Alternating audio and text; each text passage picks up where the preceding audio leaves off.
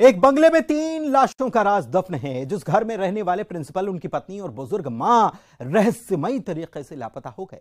जिन तीनों का कत्ल घर में ही हुआ, तीनों की लाश घर के बाथरूम के पीछे थी, जिसे 3 दिन तक हत्यारा सैनिटाइजर डालकर जलाता रहा। ट्रिपल मर्डर के बाद हत्यारे ने नया एसी, नया पलंग भी खरीदा, नया मोबाइल खरीदा और ऐश भी करता रहा। देखिए चौंकाने वाला खुलासा, रिश्तों का खलनायक।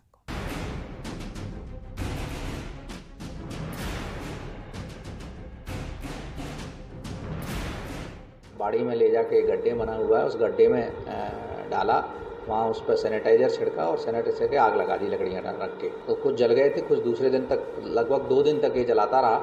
इसका लोगों ने, गांव में वालों ने बदबू आना और धुआं उठना भी बताया है।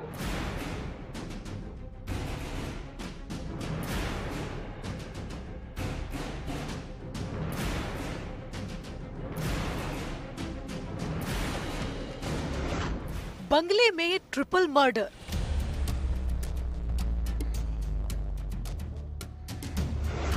मां बाप का कातिल वो,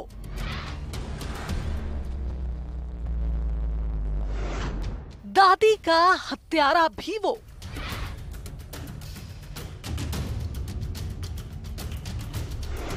तीन दिन तक वो लाश जलाता रहा।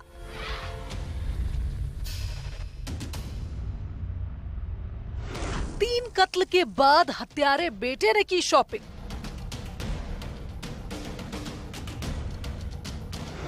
अनुकंपा नियुक्ति के लिए ट्रिपल मर्डर।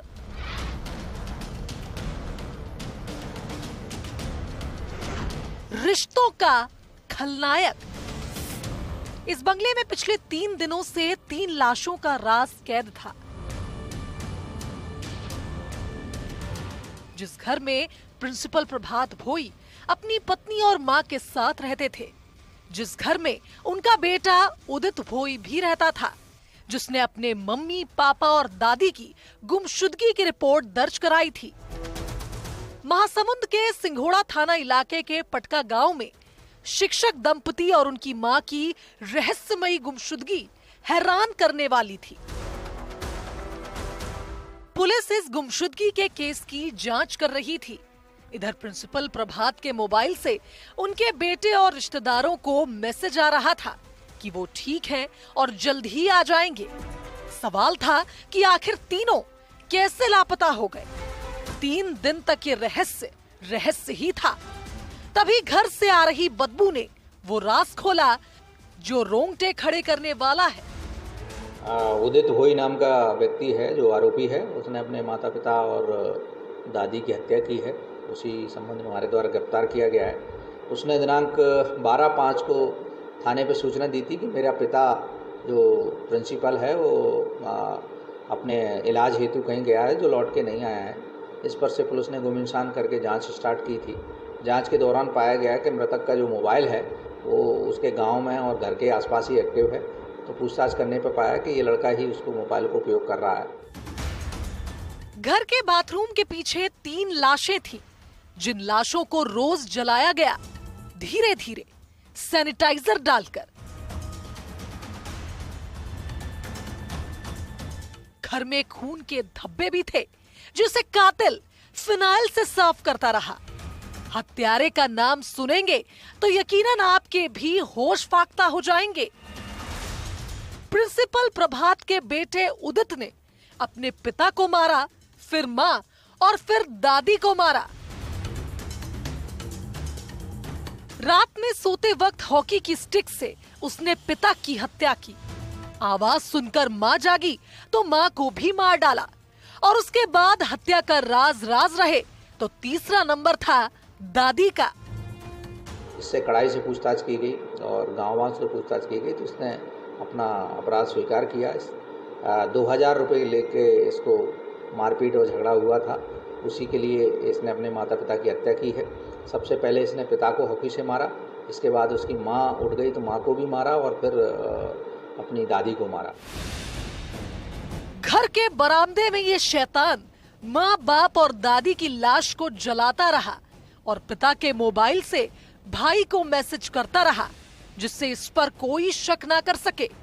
तीनों को मार के पीछे बाड़ी में ले जाके गड्ढे बना हुआ है, उस गड्ढे में डाला, वहाँ उस पर सैनिटाइज़र छिड़का और सैनिटाइज़र के आग लगा दी लकड़ियाँ रख के। तो कुछ जल गए थे, कुछ दूसरे दिन तक, लगभग 2 दिन तक ये जलाता रहा। इसका लोगों ने, गांव में वालों ने बदबू आना और धुआं उठना भी बताया है। तो इस प्रकार ही इसने हत्या की है और इसको हमारे द्वारा गिरफ्तार किया गया है धारा 302, 201 के तहत।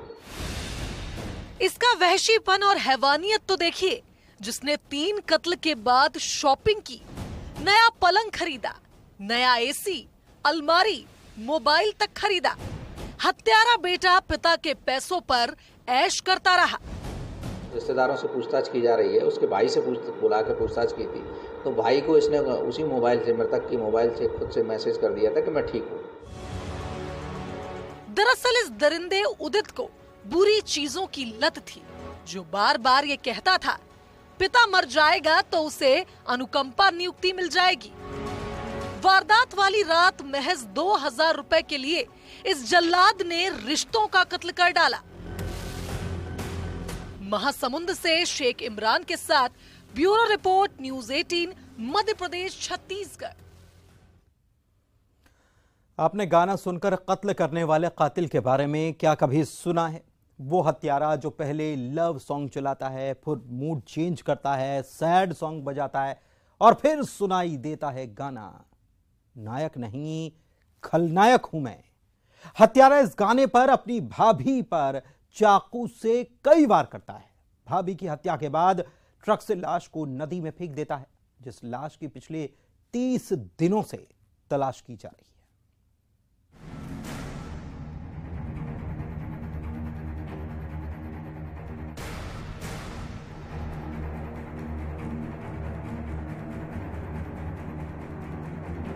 ट्रक में ले जा रहे थे और तब उसको एक गाना सुनाया। गाना सुनाने के बाद एक रोमांटिक गाना सुनाया। उसके बाद फिर थोड़ी देर बाद उसको फिर दूसरा गाना लगाया, नायक नहीं खलनायक हूँ मैं, और उसके बाद उसको चाकू मार दिए। चाकू मारने के बाद फिर उसको आगे ले जाकर उसको नदी में फेंक दिया।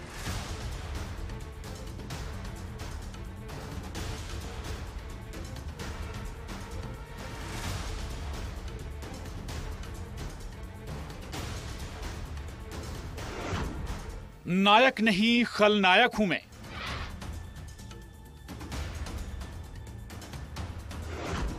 ट्रक में गाने बजते रहे, वो चाकू मारता रहा।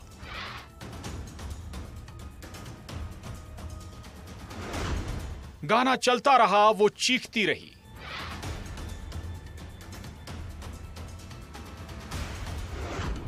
भाभी पर चाकू से वार, हैवानियत की हदें पार।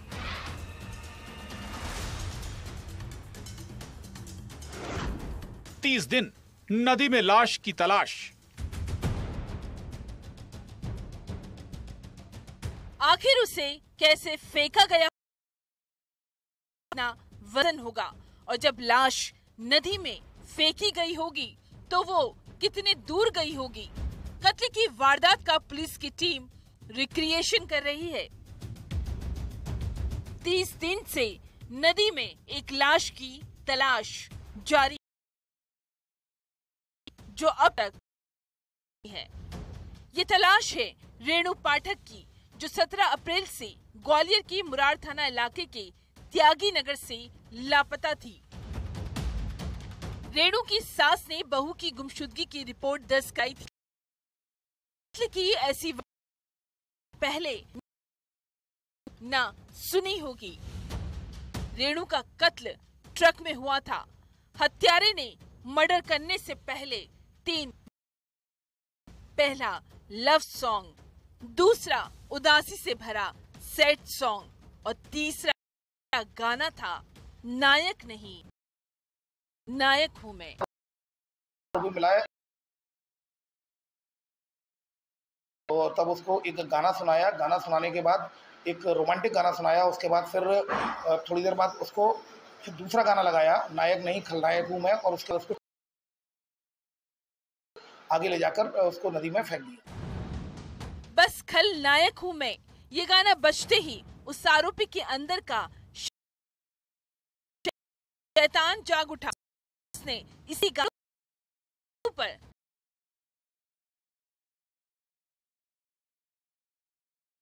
शामिल थे। रेणु पर चाकू से वार करने वाला उसका देवर श्याम पाठक है। देवर ने भाभी की और फिर झांसी से आगे बबीना के पास बेतवा नदी में रेणु की लाश फेंक दी, जिस लाश की तलाश अब तक जारी है।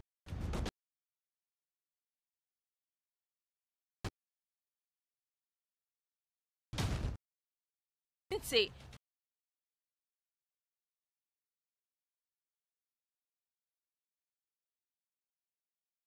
किया गया, लेकिन लाश का सुराग अब तक नहीं मिला है।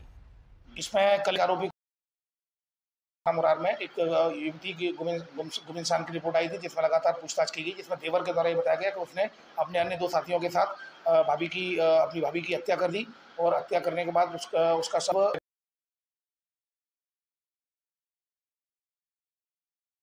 दिया था झांसी के पास।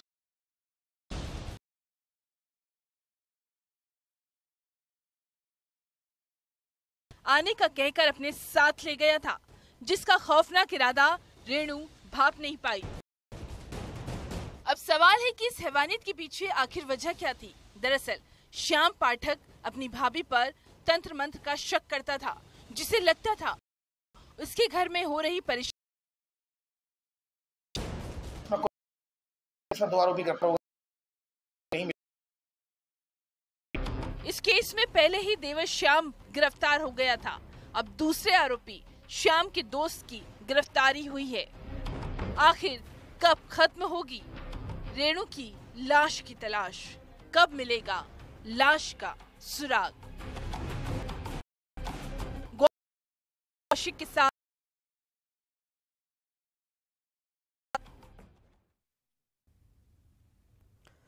आपने सेक्सटॉर्शन गैंग के आतंक के बारे में सुना होगा। ओटीपी वाले नटवर लाल की साजिश देखी होगी, लेकिन अब नए ठग आ गए हैं जो बस ये कहने वाले हैं कि वीडियो लाइक करिए, शेयर करिए, पर लाइक किया तो कहीं आप कंगाल ना हो जाएं, वीडियो शेयर होते ही आपकी जेब पर ना पड़ जाए डाका। कहीं ऐसी गैंग का अगला शिकार आप तो नहीं।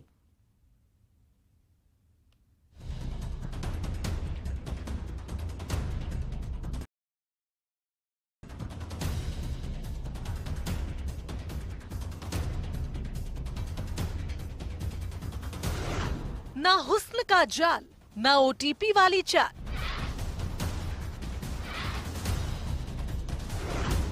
ना दिखाएं ये डर, ना बने हमदर्द।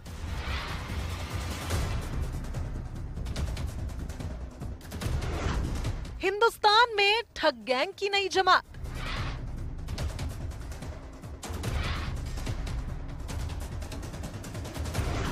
करोड़ों की ठगी, वीडियो वाली चाल।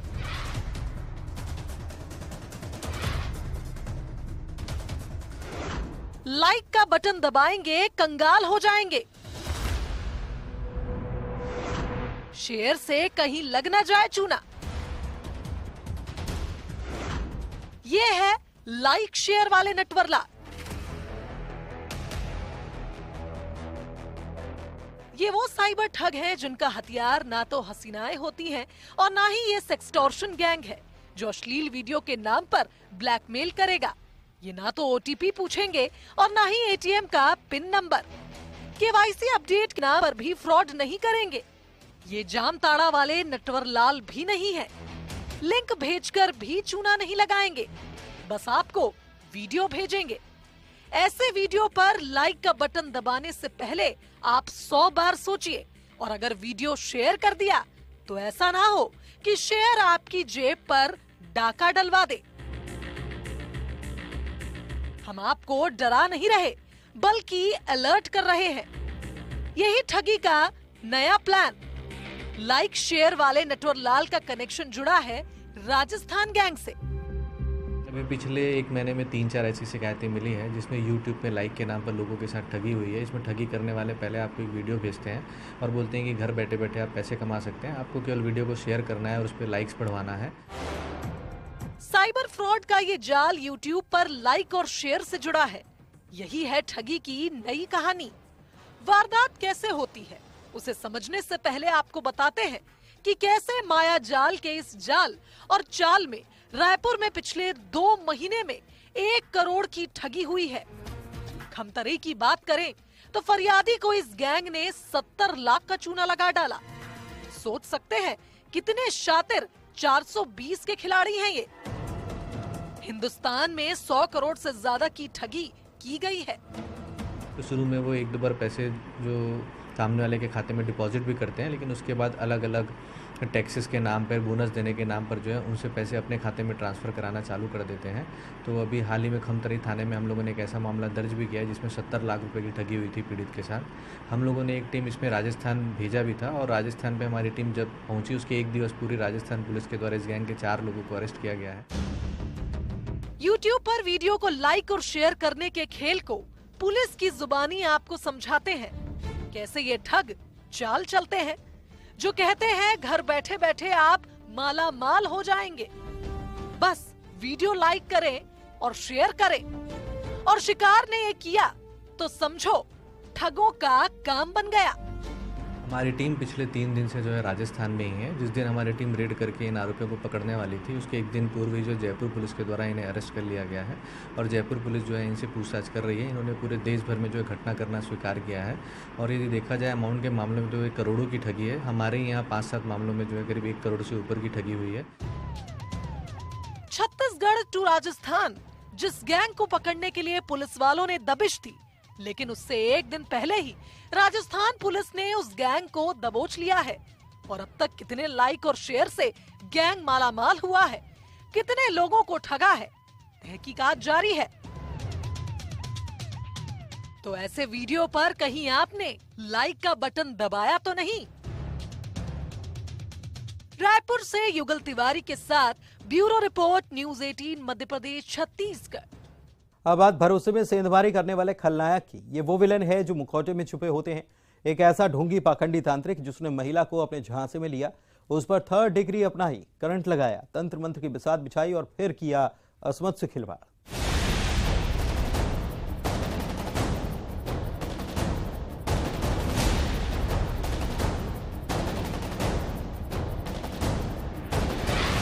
भूत उतारने वाली चाल, तांत्रिक की 3rd डिग्री,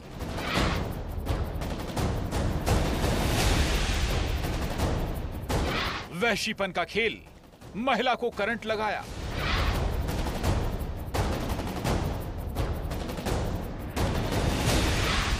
लोहे के चिमटे से की पिटाई,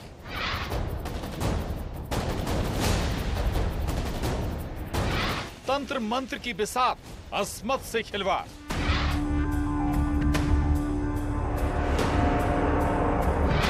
नौ साल बाद शैतान को सजा।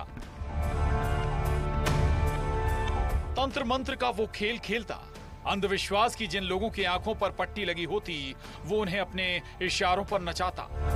ना जाने कितने दावे करता, बलाओं को दूर भगाने का, किस्मत चमकाने का। जिस तांत्रिक की आंखों में वहशीपन था, जिसे पता था उसे अपने नापाक मकसद में कैसे कामयाब होना है, जिसका शिकार बनी थी एक महिला। अक्सर ऐसे ढोंगी बाबाओं का सबसे बड़ा हथियार होता है लोगों का डर, जो ऐसा डर मन में बैठा देते हैं जिसके बाद अंधविश्वास में घिरा शख्स बाबा की बातों के जाल में फंसता ही चला जाता है। रीवा के बैकुंठपुर थाना इलाके में दरिंदगी ने की थी, उसे सुनिए जरा।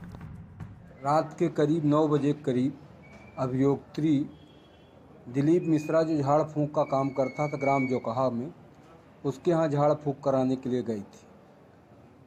उसने कहा कि रात को रुक जाओ, यहाँ हम रात को झाड़ फूंक करेंगे। तो अभियोक्त्री उसी के मकान घर पर रुक गई। रात के करीब 11 बजे अभियोक्त्री को उसने जगाया कि बोले चलो मंदिर के पास तुम्हारी झाड़ फूंक करनी है। मंदिर के पास ले गया तो उसके साथ चिमटे से मार पीट किया और उसको कहा कि तुम्हारे भूत लगा हुआ है। तो भूत पीट किया उसके साथ और इसके बाद वहीं पर मंदिर के पास उसके साथ बलात्कार किया। वक्त के पन्नों को पलटना जरूरी है। 9 साल पहले शादीशुदा महिला पति के साथ तांत्रिक के पास तब तांत्रिक ने कहा रात में पूजा होगी और फिर महिला को डर दिखाया गया। उस पर प्रेत बाधा है, जिसे नहीं निकाला तो अनहोनी हो जाएगी। परेशान हाल महिला ढोंगी बाबा की बातों में आ गई और बस फिर वो होता गया जो थर्रा कर रख देता है। महिला को पीटना लोहे के चिमटे से, जिसकी बुरी नियत महिला पर थी, जो महिला को मंदिर के पास ले गया और उसे अपनी हवस का शिकार बनाया। 2014 में दरिंदगी हुई थी। बलात्कार करने के बाद पीट किया, बिजली का करंट लगाया और बोला कि तुम्हारे ऊपर भूत लगा है, भूत भगाना है, जिसकी रिपोर्ट 29/9/2014 को थाना बैकुंठपुर में की। बैकुंठपुर में रिपोर्ट करने के बाद न्यायालय के समक्ष प्रकरण चालान प्रस्तुत किया गया। फरियादी परिवार को जब उस पाखंडी के तो मामला थाने पहुंचा, केस दर्ज हुआ। फिर मामले में आरोपी तांत्रिक दिलीप कुमार मिश्रा पर दोष सिद्ध हुआ। अदालत की दहलीज से पीड़ितों को इंसाफ मिला। माननीय विशेष न्यायाधीश महोदय SC/ST कोर्ट CM उपाध्याय की अदालत ने दरिंदे को सुनाई 10 साल की सजा। न्यायालय CM उपाध्याय साहब ने 376(2) में 10 वर्ष की सजा और 500 रुपये जुर्माना, 323 में 1 वर्ष की सजा और 100 रुपये जुर्माना से आरोपित किया है। ऐसे पाखंडी ढोंगी बाबाओं के चक्रव्यूह में फंसने से बचे। सतना से शिवेंद्र बघेल के साथ bureau report, news 18, Madhya Pradesh, Chhattisgarh. Criminals में इतना ही। नमस्कार।